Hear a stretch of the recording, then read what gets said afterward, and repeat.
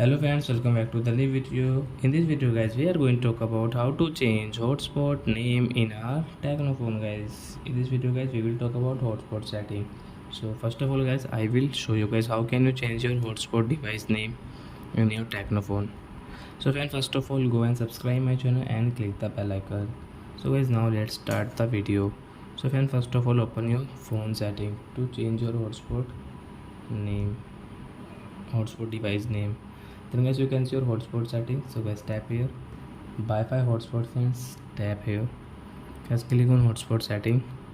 Guys, click on hotspot name and guys tap here. So we will change here from, so you can take your name whatever you want guys. So example for guys, I will change into my name and okay, and guys click on save hotspot setting and guys come back. So your hotspot device name will change into your name. So like that guys, you can change your hotspot device name in your Tecno phone.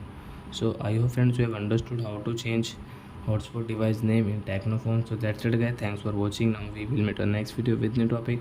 Before going guys, please go and like my video, subscribe my channel. Bye bye friends.